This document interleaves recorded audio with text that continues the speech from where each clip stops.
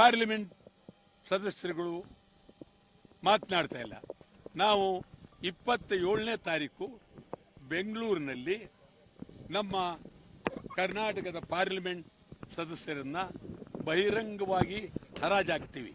ಎಲ್ಲರನ್ನೂ ಬಹಿರಂಗವಾಗಿ ಹರಾಜಾಕಿ ಅವರ ಬೇಡ ಅವರು ನಮಗೆ ಅಂತೇಳಿ ಯಾರಾದರೂ ಅವರನ್ನು ಕೊಂಡ್ಕೊಳ್ಳೋದಾದರೆ ಬಹಿರಂಗ ಹರಾಜಿಗೆ ಇವತ್ತು 25, ನಾಳೆ 26, 27ನೇ ತಾರೀಕು 12:30 ಗಂಟೆಗೆ ಎಲ್ಲ ಪಾರ್ಲಿಮೆಂಟ್ ಸದಸ್ಯರು ಹರಾಜಾಗ್ತೀವಿ.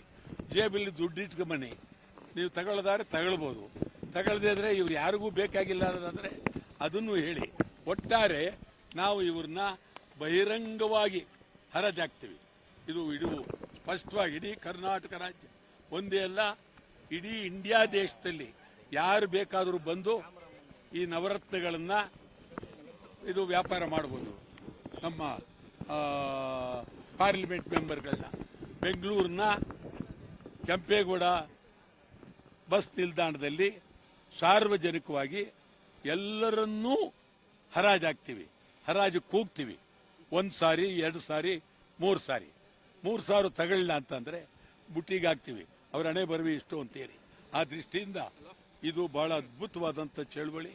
27ನೇ ತಾರೀಕು ನಾವು ಮಾಡ್ತೀವಿ. ಇದರಿಂದ ಇದು ನಾವು ಎಂದೂ ಇದನ್ನ ಬಿಡೋದಿಲ್ಲ.